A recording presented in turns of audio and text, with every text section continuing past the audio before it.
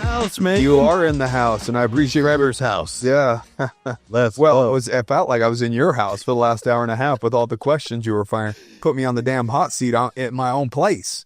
You know, I just wanted to know, man, the myth, and the legend. Yeah. You know, and I finally had a chance to be in front of you. I had to soak it up. Yeah, well, It was an awesome conversation. What's the name of your podcast so these guys can go check it out, by the way? The Difference. The Difference? Difference podcast. What made you name it that? Because for years I've been hearing people's stories, and you always hear remarkable stories, remarkable people. I lost 200 pounds. I built this business. I came out of poverty. And I just started wondering, what the hell makes you different than all the other people that may have tried to accomplish this or do this that never got there? Yeah. So what is it? It's got to be something. Yeah, what is the that difference thing? between you Exactly. and the people that don't have the result that you say that you want, but don't yet have? So I've been on a quest, man, to just try to figure out, is there a missing ingredient? Is there a single ingredient? How come, like, what is it about Trevor that makes him stand out? Why is he so motivated, so passionate? Like, why does he have so much delayed gratification? I wasn't motivated today, dude, but I fucking did it. But you did it, right? But I did it, yeah. And that's different. And so that stuff just became fascinating to me. Yeah. In all different areas of life. And so I wanted to find out what makes people different and what is the difference. After doing that podcast and interviewing a bunch of different people, what would you say is the difference? It's a combination of things. I heard it all throughout your story. Yeah. So I always say zip codes eat people, which means your environment is going to make you or going to break you. And in your story, the environment was an environment of one struggle, but also of exhilaration. So you found ways to either create an environment or put yourself in a more suitable environment. Another one is vision. We have to see something. And so in your story, there just became something that a vision out in the future, right? That was more important than what was currently happening, that allowed you to have so much impulse control. So people always want things, right? I want this and I want this. The question is, which one do I want more? Yeah. And for some reason, dude, like when you started changing, you started holding a vision that was way more important to you than buying the fancy cars or blowing your money or doing stuff that normal human beings would do. Yeah. You just were able to hold on to a vision that you saw in the future that prevented you from doing things that most people will do right now. And then not only that, your passion. So for some reason, you're able to go to levels that requires you to have more amount of grit than a normal person would have. And I think in your story is probably because of the way that you grew up, seeing other people have things or maybe misuse things or just being through situations that cause you to experience pain. Yeah. Because you're able to experience pain on a deeper level, you're able to put yourself through more pain than the average person. And so that allows you to do the work, which is another one, to actually do the action. Yeah. But you're able to do it at a higher level because you're able to tolerate more pain. Yeah. So it's just like all of these things, you hear them all the time. Articulated well, bro. Thank you. I don't shut up often. You had me. You know, just keep going. Yeah. Keep going. So it's just it's just those things, man. Decision making processes. Yeah. Impulse control, delay gratification, casting a vision, holding. Well, the vision has to be bigger than the struggle that you're going to have to go through in order to get it, right? Yeah. And a lot of people lose sight of what they're trying to accomplish when they're in the struggle. Well, you know, then you're just struggling just to be average, right? Or ordinary, and just kind of there's the normal struggles, just getting by, you know, paying bills. You know, I did a podcast recently that was like, average people think in terms of like short periods of time, like I got to pay the rent on Friday, you know, like that's all their mind is, like covering something that's very short term. And those that are super successful, they think 3 years, 5 years, Always. 10 years. There's a greater vision, right? Yeah. And then there's the people that are a little bit above average that are like, I was told that you should have 6 months in savings. Mm-hmm. And then they get to 6 months in savings and then stop there, right? And so there's these little phases or stages that, and it's all based upon the way that you think, right? Like if you're thinking in short term, you're going to receive struggle that is conducive to short-term thinking. If you're thinking medium, the 6 months to a year, you're probably not going to struggle like they will, but you'll have your struggles, and then you've got the big, big visions, right? So I found that most of that is not their fault. Most of that comes back down to environment. Sure. So I didn't start thinking in decades until I started getting around people that thought in decades. Yeah. I thought in days because I was around a whole bunch of people that thought in days. And so this is why the zip codes are so important. Like I've lived in many different zip codes, like you, man. Like we grew up on welfare. I was on welfare for 2 decades. And so I lived in a welfare zip code. And then I was a middle class for a short amount of time. And I still have real estate in middle class zip codes. And then I moved to multi-million-dollar neighborhoods. And in all of those zip codes, you have different personalities. You have different people that worldviews are completely different. They think differently. The conversations are different. They force you to expand the way you even think differently. And it's amazing how powerful environments are because, like, just think about it. I think one of your companies is like credit repair, right? Okay, so based off of where somebody lives, their environment, we can basically, I'd be able to tell roughly what their credit score is. What their income is, right? We run ads to target these people, right? In our businesses. I can tell most likely what their, if they're Republican, Democrat, or Independent, what the religious affiliation is, if they're a single family household, if dad is in the house. I can tell all of these things based upon the zip code, based off of their environment. For me, growing up on welfare, I only know what it is that I know.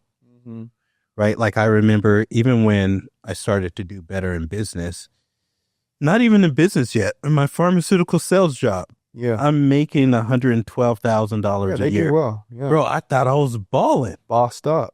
And then you have someone come to you and say, why would you spend all year to do that when you can do it in a month? What do you think that did to, like, when they said that? It made you feel small again. You're like, what the like, there goes your paradigm, right? It just shifted. I didn't even understand it. Like that's impossible. Yes. That's an immediate thought. Like, dude, there's no way. It didn't even compute. So what type of an individual was that? What were they doing like in order to see that type of an income? They were actually in the direct sales. Okay. And did they recruit you? They were not them specifically, but someone within their organization. And I didn't even understand that. Because I had already reached the pinnacle. You were already celebrating the win that you had. That was the only win that I knew. When I was growing up. In comparison, that's all to where you were. That's right. That was a big W. I made it. As long as I could say I made 6 figures, I won. And it didn't matter if it was 100,000 a year. Could be 101, and you're like, I'm a 6-figure earner. That's it. Because that was the language that we spoke. And that language in my environment was the pinnacle. There was nothing better than that. You said something about, well, that's not your fault. Absolutely, it's not. Absolutely, it's not. But it is your responsibility. When you're adult and it's time to make big boy decisions, you have the ability.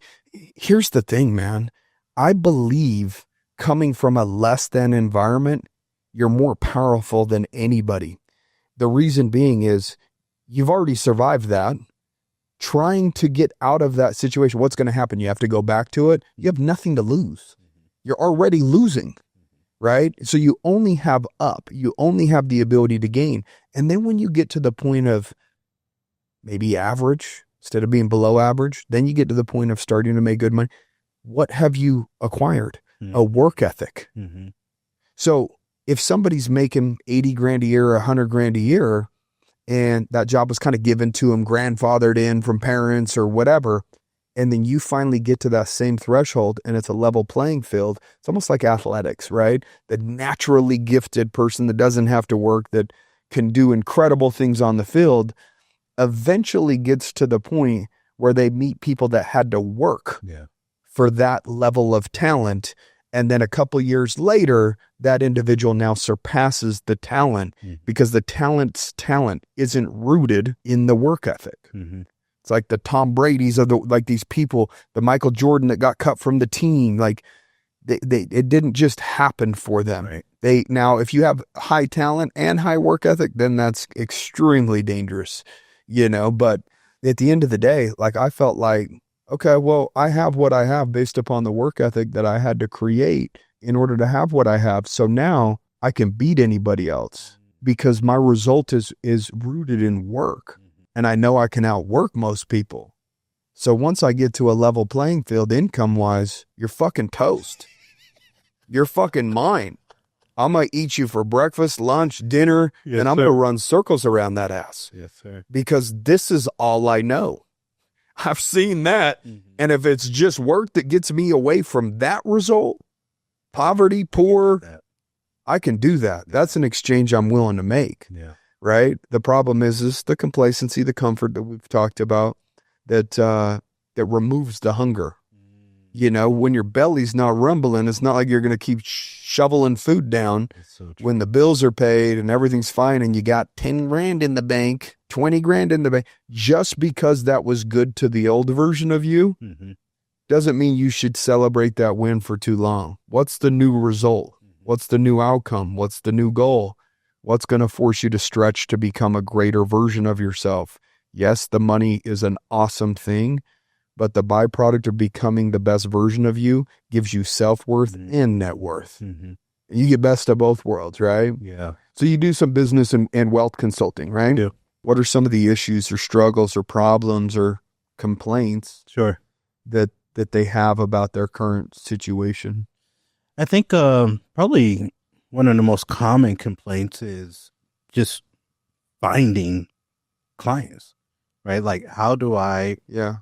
How do I bring in the damn money? How do I target people? How do I get eyeballs on me? There's not enough people coming through the door. There's not enough people going to my landing pages. Like, how do I actually do this? And so I think scaling the business, bringing in enough revenue is usually the problems that we run into. How do I get to these metrics that I really want to get to? Yeah. So what do you think that is stopping them from starting a marketing campaign, or is it the mindset? Is that really what it comes down to? Or is it just the knowing? Some people have a work ethic. They just don't have the knowing to apply that to the work ethic. I think it's a combination. I think that oftentimes you just don't know, right? I don't know marketing. I don't know how to run ads. I don't want to put the money into paying for ads. Do I go door to door? Do I build some sort of referral program? Like, what exactly do I do? Do I build a sales team? Do I just do it all myself? I'm cool with that, but it sounds cumbersome. Like, what do I do? The other thing is, most business owners that I run into probably shouldn't be business owners or entrepreneurs. Like, when I hear you speak, or even I think of myself, I don't feel like I'm very gifted at all, but I will outwork you. Yeah. And a lot of business owners just aren't willing to put in that type of work. Yeah. And I think oftentimes too, we're looking for balance. And I just look at what we've done and the people that I've been able to help the most. Like, there is no balance. Like, that balanced business is the one that goes out of business. Now, I believe that you can be structured and be able to pour your energy into different areas of your life. Yeah. But when it's time to grind and when it's time to build a business, like that focus really has to be there. And I believe that right now, being focused is one of the hardest things for that business owner, that entrepreneur to do. And so I talk about, 7 Ds a lot. And one of the Ds is just having those dialed in seasons. And I live in Southern California in San Diego, where the weather is great all the time. I was going to say, don't tell me something about, so, if you're going to talk about weather, you better say it's just all good all the time. All the time. But I live near a city called Del Mar, and they have the Del Mar racetrack that's there. And these people spend millions of dollars just on their horses. And they'll spend millions of dollars on the property that nobody lives at but just the horses. And what you always see on the horses is they always put blinders on the horses. And you say, well, why would they invest that much for this thoroughbred? And why would they put blinders on it? So that it can stay focused. And I think a lot of business owners it's too many distractions and not enough blinders. What are some of the best investments that you've made?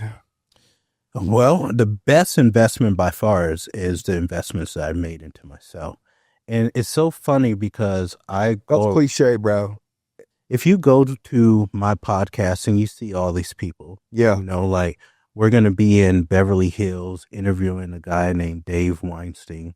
This guy's worth probably $700 million. He's going to say the same exact things, a little bit different. Yeah. Right. We just interviewed another big time entrepreneur in Pasadena, California. And as I'm listening to your story, Trevor, as I'm listening to Justin's story, it's all the same stuff. All the same shit. And I want to make it sexy as hell. Yeah. I want to throw the Laniope, the cherry on the top. But I think that success leaves clues too. And what I do is like I listen. And I just, I listen, I ask questions, I want to know why. And what you'll hear is the same things over and over again. What's the best investment that you've made? The investment into myself. That sounds stupid, I know, but it's what it is, right? If you could take one quality that you have in yourself, what would you tell me? My ability to outwork other people. Right, my ability to stay focused longer than other people. It's not the smarter ability. There's so many fucking smart broke ass people that just don't have that work ethic. Yeah, like, dude, I had friends growing up. They would get like straight A's. Everything came easy to them. That was part of the problem. Is that it came easy to them. Everything was so difficult for me. But that's also the blessing. That's the blessing. Because of the work that I had to do to try to get past some of those things, It's a blessing if you can see it as a blessing. Yeah. Unfortunately for myself, for a big part of my story and for a lot of people, we're unable to see it as a blessing until you can see it as a blessing. But you're absolutely right. What makes highly successful people highly successful is that pain, is that grit. Like the grit in every single story you're going to hear. If you show me somebody who's super successful, and I don't mean like, the guy who may be earning $200,000 a year. I'm talking about the guy that millions and millions. Yeah. Then I will, even without telling you about that person, I will tell you that there's some pain that's there. There's some suffering that's happened that they've been able to go through multiple times, not just once, not just twice, but there has been seasons of really hard things that they've had to figure out how to navigate through. And because of that, then the thing that they really want, like that obstacle truly does become the way. And because they've suffered, they've battled through, they've had to figure it out. They've gone back into the depths. They've met that depressed state again. They've worked their way out.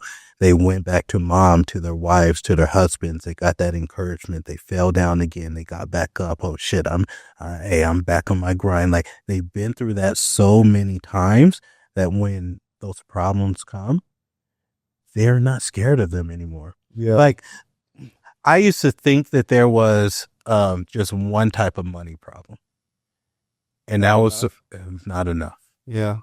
Because that's all I knew. Yeah. And then I started having some money, and I realized there's another type of money problem of having too much. Mm-hmm. And you made a statement of saying, be careful what you ask for. Yeah. Bro, there's been so many things that I asked for, not understanding the What issues. comes with it. Yeah. Yeah. You're asking for this, but be careful about all of these things that come with this. But I didn't even know that those things. Yeah. I just saw the sexiness. I think it's easy to be disciplined when you don't have money because you're fighting for something. What happens when you have money? Are you really disciplined? That's when it becomes hard. Mm-hmm. You can't take a fucking vacation if you don't have the money to take a vacation. You kind of have to be disciplined and show up to work. Right. You don't have many options. Mm-hmm. Success brings options. Mm-hmm. So the reason why it's so hard to get to a level of success and maintain it is because your options expand. Mm-hmm. You can now buy the car. You could buy the house. You could take the vacations. You could do all of the things that you couldn't do when you were in the process of trying to get there. Yes. But the question is could you maintain that level of impulse control and discipline while you have the options to do those things because you're still trying to expand the result, right? Yeah, I think that I think you're absolutely right. I think that what I also see is with the emergence of credit, it has made discipline even that more difficult for people that don't have it. Yeah. And so they rely on that shit, bro. And they remain just as undisciplined as the people that have it. Yeah. Then if they do break out of becoming undisciplined into discipline, which very rarely happens, then they'll take those habits into if they did get a windfall of money as well, and then they bury themselves again. And this is why I said I always thought that the only money problem was not having enough. But sometimes having too much is very, very difficult too, because we bring the same habits and mindset and undisciplined nature into it. And when you have a lot and you bring those type of habits into having a lot, then the downfall is so much more because you have more to lose. So yes, the same options or more options do come from having more means, but the disappointments can be massive if you don't adopt the right mindset and the right habits. Let me ask you this. How long did it take you, like when you decided, hey, I want to be successful? Yeah. Did you struggle for a year, 2 years, 5 years? Like what did that process, your come up look like? Yeah, I've always wanted to be successful. As you were sharing your story, yeah, I was like, we're cut from the same cloth. Yeah. My mom is an incredible woman. If she was here right now, she would cook for you. She would say, come on, baby, and I love it. Let's hang out. She is the one that brings everybody in. She's a huge nurturer. But she had a very difficult life. My dad was in and out of jail. Yeah. One of my sisters is just a few weeks younger than me, but comes from a different mom who lived a couple blocks down the street. So Papa was a Rolling Stone. Both of my mom's parents died within a month of each other. And so thrust her into this role of taking care of, 4 brothers and 3 sisters. Man, she just had difficulty after difficulty after difficulty. And sometimes, we're always looking for a way to cope. And sometimes we choose, methods that serve us and sometimes methods that don't serve us. Yeah. So she turned to drugs and alcohol and she's trying to numb the pain. Escape reality. Lost her job. And so from the time I was 1, we're on welfare, Section 8 housing, food stamps, and that was just our reality. And I didn't know anything different until I was about 10 years old, and she moved me to a new city, a new environment, a new zip code. And I got thrust into an environment to where it was now upper middle class environment. I'm the only black dude in my class. Most of my classmates are Asian and white. And I started to see that people did not live like me.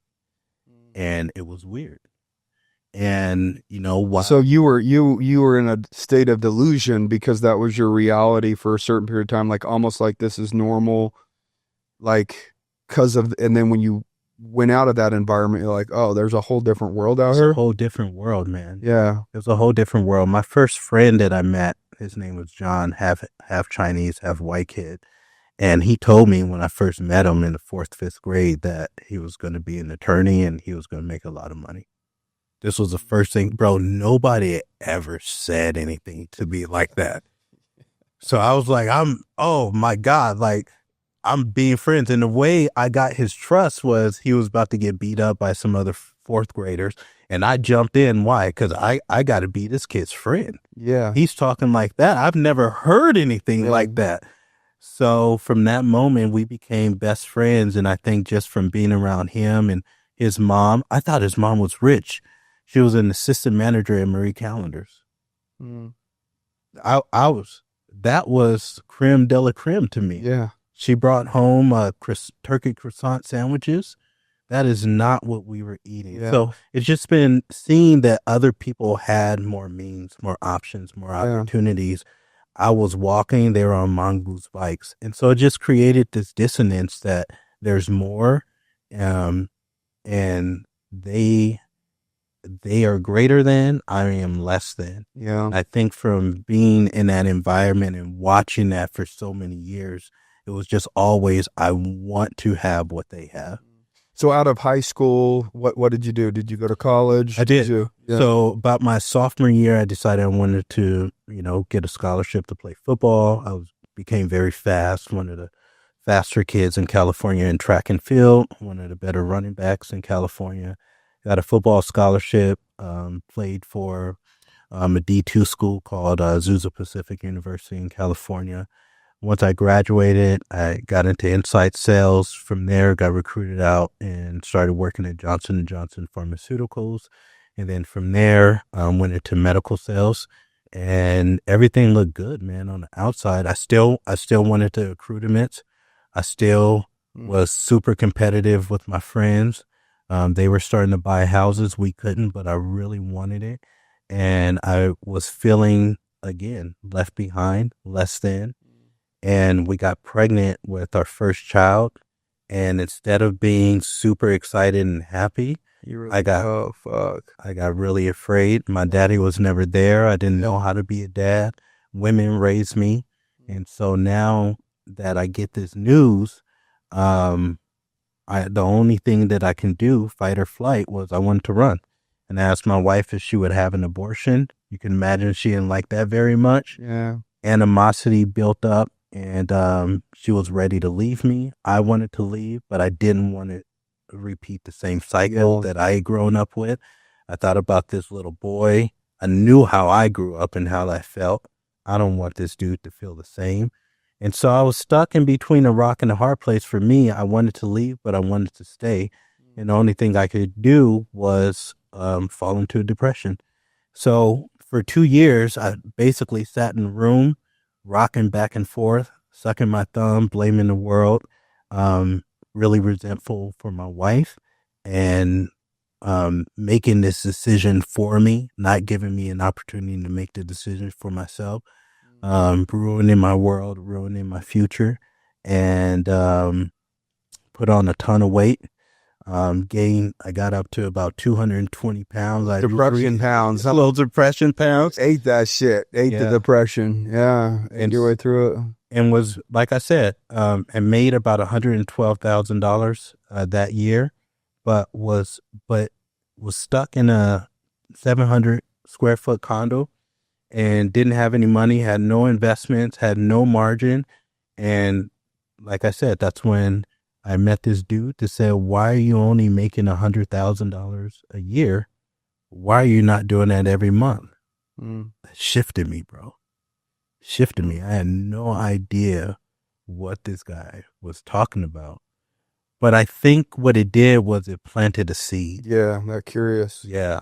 And like, what is he talking about? You're curious, bro. We already talked about how dangerous that shit is. Yeah, we do. We do. But it's also positive, in the right environment. When you're curious about what your potential looks like, curious how much money you can make, curious how these people did it. How do they do it? All of those things. And so I felt a lot of that growing up.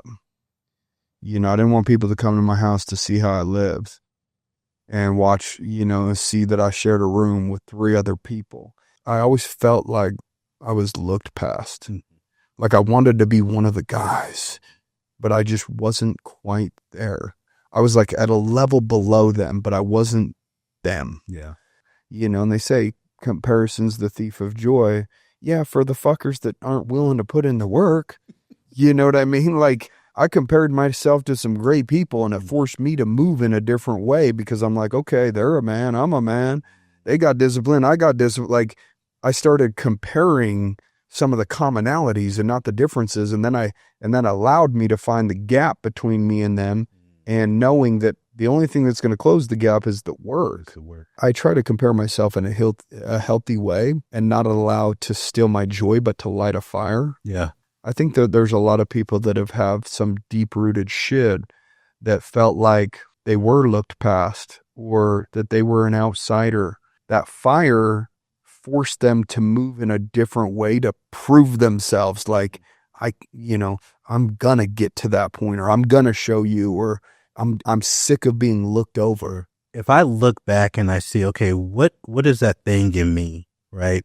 What is that thing that has driven me for so many years of my life? It is just wanting my father to see me. Right. So I have 4 brothers and 3 sisters. Proving that you were worthy that I'm worthy. Like, hey, I'm worthy for you to make effort. Like, look here. And that is fallen in every area of my life when I look back. And then even when it comes to, we would be at Christmas and friends would talk about all the stuff that they had. And I look at what we had and just wanting to be a part of the conversation, but just wanting to, I think we all have this part of us that wants to feel validated, that wants to feel safe, that wants to feel secure. And on the deepest level, just wants to feel okay. We're seen. Maybe if you accomplish so much, that's right, that they'll finally see you. I became good at football not because I wanted to be seen, because I fed off of the applause. Good job. I became really good at sales because I wanted to be seen. I became really good at almost everything that I've been good at up until recently because I needed the validation. Yeah. And I didn't just need it. I hungered for it. The acknowledgement. And I was like a bloodhound. If anybody could give it to me, then I would crawl through mud to get it. And there's competition with some attaboys at the end of it. Oh, bro, come see me. If you tell me, it's just like, you don't even have to give me money. Just give me a plaque. Give me recognition. Call my name out loud. Tell everybody that I was number 1. That's all I need, man. Yeah. And so I've had to go on a journey of really separating myself from that void. It's a void. Yeah. You're trying to fill a void with these external validations, and I think it serves a purpose. I think it has a place that shows us that we are greater than that individual that started on the journey to try to prove everybody wrong or to get the attaboys, the acknowledgments, and to feel seen. Yeah. You eventually get to the point where you're like, wow, I've been able to accomplish some pretty cool things. Yeah. What else can I do? What else can I do? Yeah. And not only what else can I do, but not what else can I do because somebody is going to give me an applause or somebody's going to say, Jamil. For me now, it's what else can I do to become so great that it has the ability to impact other people's lives, so that now,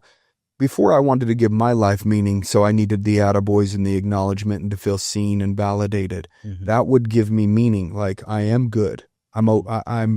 They said I'm good. Sure. Now it's like, I know I'm good if I'm impacting other people in a positive way. Yes. If I'm enhancing the lives of others, that's undeniable proof that the world is a better place because you're here. And that's good enough. I think it's so great that you said that, man, because I think a lot of high achievers that's going to listen to this and going to watch this, like they know what that feels like. Like, all you have to do is just give us a smirk. Like, I don't believe in you. Yeah. And that's enough to turn us on. Yeah. Oh my God. I was a short fucking, bro, my football fucking coach, bro. Dude, 7th fucking grade. Obviously I'm scarred, bro. Right. You can fucking tell. It's just like it happened yesterday. Here it comes. The fucking coach, man, first day of tackle football practice, looks at the fucking chart and goes, lightest guy on the team. Trevor Cowley, 69 pounds. Give it up for him for coming out. In front of everybody. In front of the whole team. Give it up to him for coming out. Right. Like I shouldn't even fucking be there. Like I weighed 69 pounds in 7th grade, dude. At 12 or 13 years old. I was fucking scrawny. I was fucking broke. I was all of the things. And it was just like, dude, I shouldn't have been on the football team. Yeah. And so from that point forward, I was like, dude, I'm going to throw all 69 pounds head first, probably break my neck, but I'm going to do everything that I can to show you there is a reason why I should be here. It's just those little things like that where you just don't feel seen and like that. Everybody has a scar from their past that they can push on, and that bruise that is painful that will allow you to get a better result from it. Yeah. But you don't want to remain at that place forever. No. And I mean, for me, you can eventually laugh about the 69. There you go. Yeah. I had to intentionally try to break that part of me. Yeah.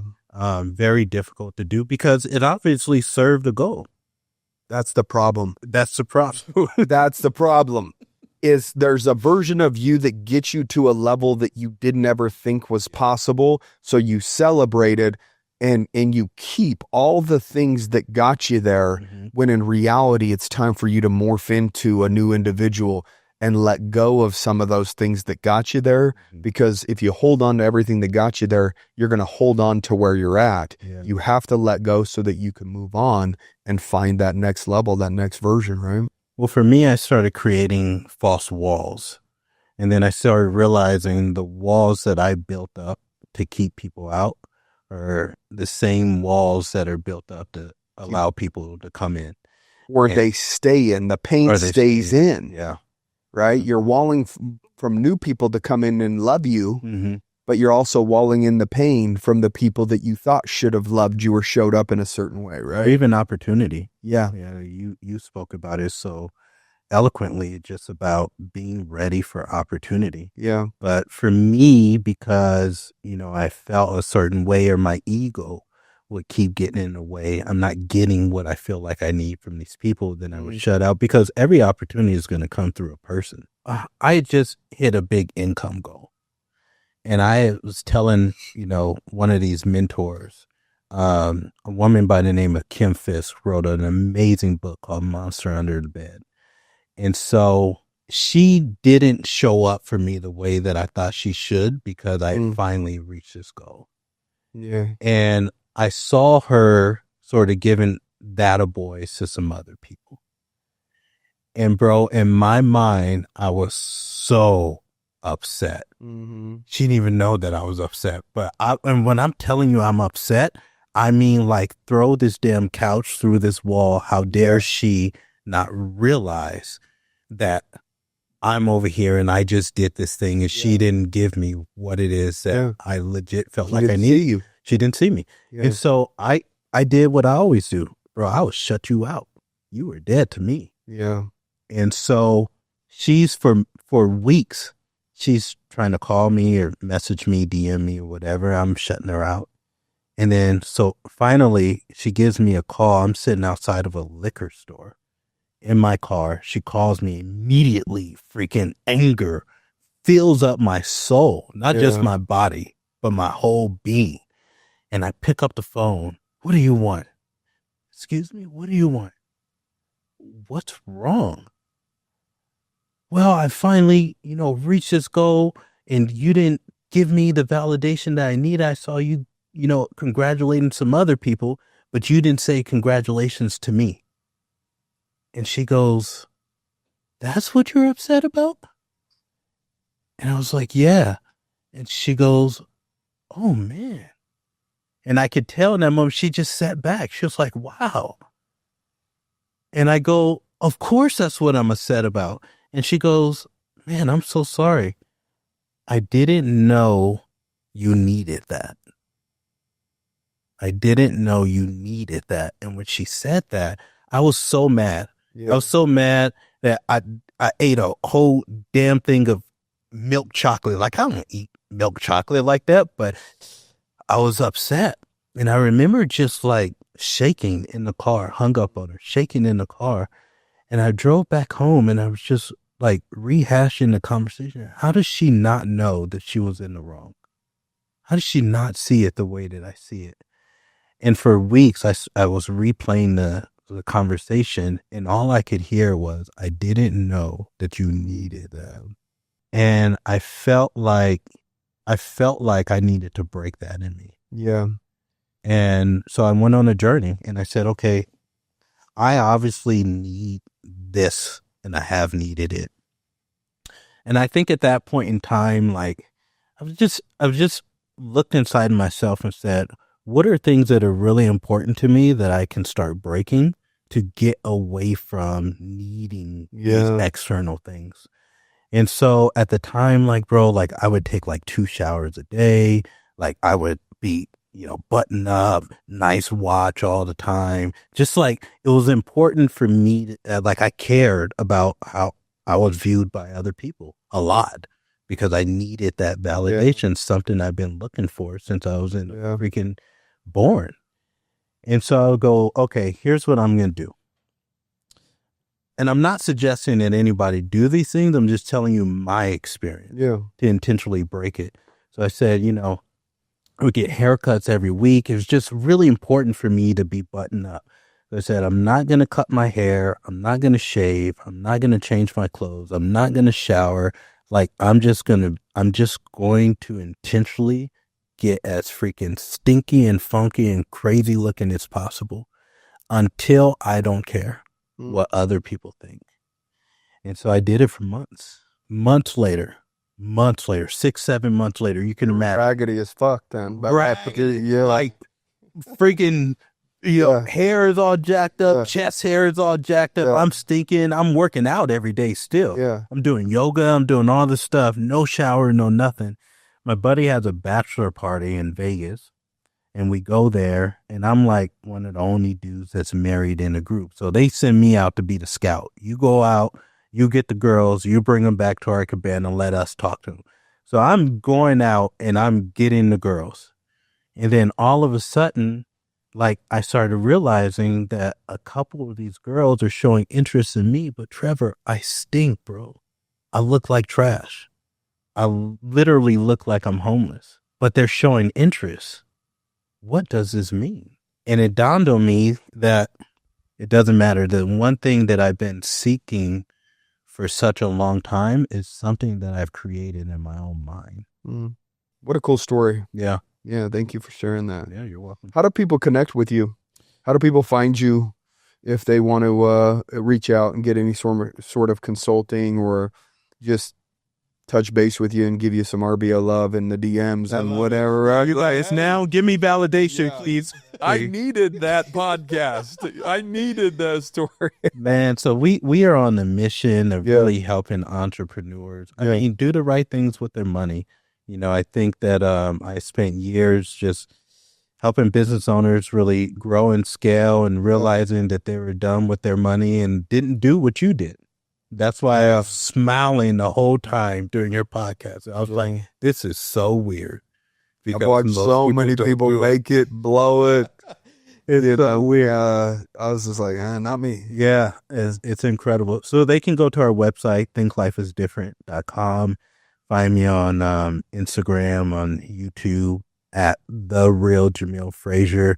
So we have our podcasts on there, all of our content and stuff, so they can hit us up and get on the call with the team and see if we chop can it up. Them. See if it's a good fit for both people. Appreciate you coming out, driving from California to spend the afternoon with me. Yes, sir. It was a pleasure. Man, I'm be on your podcast and for you to be on my podcast, and even the camera guy he brought with him is dope. So Tony, I got a twofer today in terms of meeting two incredible people. So well, I know for me, man, like there's sometimes you do a lot of these. I do, a handful of them. Yep. Sometimes you're like, man, I'm probably never want to see that person again. Yeah. This is one that I'm like, dude, that guy is my freaking guy. Thank you. Like everything about you, bro. Thank you. I'm bro, I was vibing you the second you walked in, bro. You got an air about you, like an energy, like all of that. Like when I said, your personality creates your personal reality. Yeah. Like you have the personality to create whatever reality it is that you want, because you're just that type of person. People want to be around you. You have the magnetic energy, all of those things that